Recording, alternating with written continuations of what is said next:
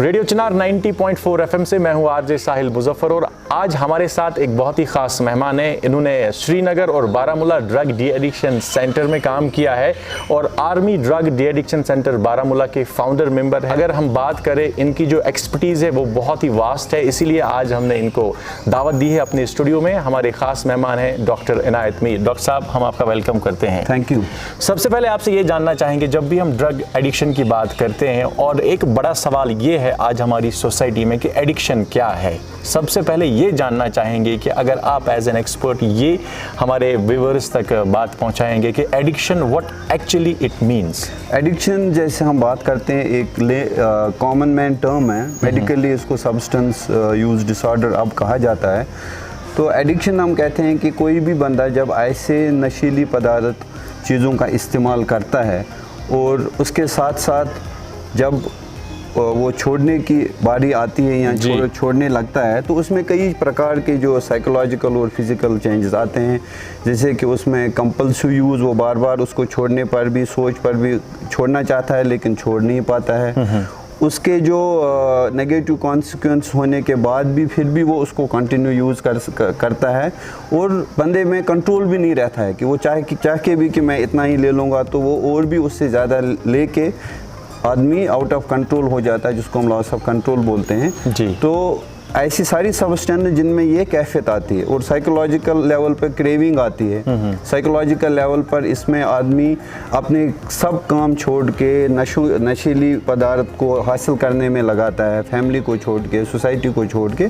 तो इसको ऐसी सारी चीज़ों को जिनमें ये कैफियत होती है उसको हम ड्रग एडिक्शन बोलते हैं। डॉक्टर साहब, एक अगर हम ग्लोबल सिनेरियो देखें आज की डेट में अक्रॉस द वर्ल्ड एक बहुत ही चीज़ ट्रेंडिंग है कि ड्रग एडिक्शन या जो ये ड्रग मेनेस है ये हर जगह पे बहुत तेज़ी के साथ फैल रहा है और कश्मीर में भी बहुत दिनों से ये बातें चल रही है और आज के जो पेरेंट्स हैं वो भी इस बात को लेके बहुत परेशान हैं। ड्रग एडिक्शन के बारे में तो लोग जानते हैं, लेकिन सबसे बड़ा और जो मुझे भी लगता है कि $1 मिलियन क्वेश्चन है कि इस ड्रग एडिक्शन को अगर पता चल जाए किसी बंदे को या फैमिली मेम्बर को कि हमारा बच्चा इसमें है, उसको मैनेज कैसे किया जा सकता है। और मुझे लगता है कि अगर हम आज के इस इंटरव्यू में उसी मुद्दे पर बात करें कि ड्रग एडिक्शन के बाद ये जो मैनेजमेंट है वो कितना इंपॉर्टेंट है और उसमें क्या क्या टिप्स आप देना चाहेंगे। कि जैसे आपने मैनेजमेंट पे बात की तो एक बहुत ही बड़ा कॉम्प्लेक्स एक टॉपिक है मैनेजमेंट के हिसाब से। लेकिन जैसे हम वर्ल्ड में देखा गया है कि सबसे बढ़िया जो मॉडल है कि किस तरह से हम इस एडिक्शन को मैनेज कर सकते हैं, तो एक मॉडल दिया गया है जिसको हम bio, psycho, social and spiritual model बोलते हैं जी।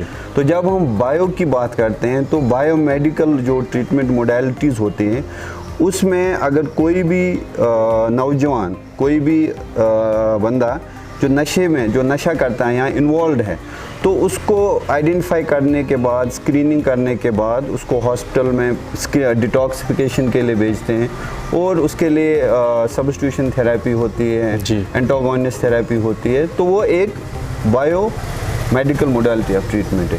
जब हम सोशल की बात करते हैं तो सोशल लेवल पर हम लोग सोशो कल्चरल जो इसके फैक्टर्स हैं उन पे फोकस करते हैं कि जिसमें आपका फैमिली काउंसलिंग आ गया, उसमें जिसमें आपका इस बच्चे के लिए जो सोशल स्किल्स है उस पे फोकस करना है, लाइफ स्किल मैनेजमेंट पे करना है, डिसीजन मेकिंग पे करना है, इसके जो इमोशनल इश्यूज है उसको एड्रेस करने की और साथ साथ में उसके फैमिली में भी और स्कूल में भी, कम्युनिटी लेवल पे भी, सोशल लेवल पे काम करना है।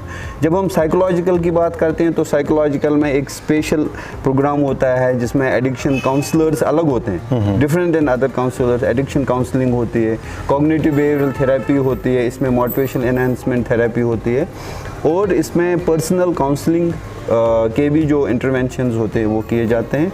और स्पिरिचुअल लेवल पर आपने मोर फोकस, जैसे हमारे रिलीजियस प्रीचर्स हैं, रिलीजियस स्कॉलर्स हैं, जहां हम religious as a tool use करते हैं या उसको इन्वॉल्व करते हैं। जैसे बंदा नमाज में चला गया या बंदा योगा में, मेडिटेशन में, सो ऐसे लेवल पे फोकस करते हैं। तो कंप्लीट मॉडल पे जब हम फोकस करेंगे तभी हम एक एडिक्ट को, एक सब्सटेंस यूज़र को लंबे अरसे तक उसको एब्स्टिनेंट रख सकते हैं किसी भी एडिक्ट जो उसमें एडिक्शन हो गई, जिस चीज़ का भी एडिक्शन हो, क्योंकि एडिक्शन डिफरेंट सब्सटेंस का हो सकता है और हर एडिक्टिव सब्सटेंस का अपना अपना कोर्स होता है, अपना साइड इफ़ेक्ट्स होते हैं, अपने विड्रॉवल्स होते हैं, अपने क्रेविंग्स होते हैं। जी बिल्कुल। और जब भी हम बात करते हैं हमारी सोसाइटी की, हर बार हम किसी भी मामले में देखें सोसाइटी का एक अहम रोल रहता है।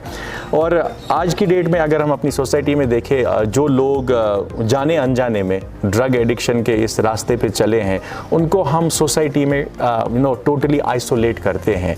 एज एन एक्सपर्ट हम आपसे ये जानना चाहेंगे कि सोसाइटी का कितना अहम रोल बनता है इन ड्रग एडिक्शन में, जो इस ड्रग एडिक्शन में जो लोग गए हैं उनको सीधे रास्ते पे लाने के लिए और इस एडिक्शन को प्रॉपरली मैनेज करने के जैसे हमने जब हम मॉडल की बात करते हैं तो उसमें 2 पॉइंट्स आते हैं, एक सोशल मोडालिटी और स्पिरिचुअल मोडालिटी, जो जिसका दोनों हमारी सोसाइटी का रोल है।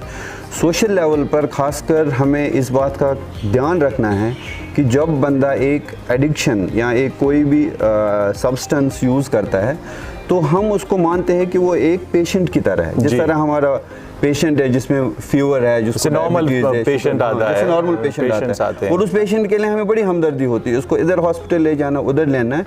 इसी तरह से हमें इस एडिक्ट के लिए वही सिंपैथी, वही एम्पैथी होनी चाहिए, वही सोशल सपोर्ट होना चाहिए, वही फैमिली सपोर्ट होना चाहिए, ताकि इस बंदे को इस लत से बाहर निकाला जाए, न कि इसको एज एन एंटी सोशल बंदा करार दिया जाए, उसके लिए एक स्टिग्मा प्रिपेयर किया जाए सोसाइटी में, उसको आइसोलेट किया जाए, जिसकी वजह से ये बंदा ठीक नहीं हो सकता और रिलैप्स रेट इसकी वजह से ज़्यादा बढ़ सकते हैं। जी डॉक्टर साहब, जैसे कहते हैं ना कि अगर हम प्यार से किसी भी इंसान के साथ रहे तो दिल हम जीत सकते हैं। नो डाउट, अगर किसी से भी गलती हो गई, अगर प्यार से हम उसको अपनी सोसाइटी में एक बार फिर से मौका दें कि वो सर उठा के हमारे साथ ज़िंदगी गुजार सके, तो मुझे लगता है कि वो एक बहुत बड़ी बात होगी। जैसे आपने भी सही फरमाया कि हमारी सोसाइटी का वक्तन फ़वक्तन ऐसी चीज़ों में एक बहुत अहम और इम्पॉर्टेंट रोल होता है।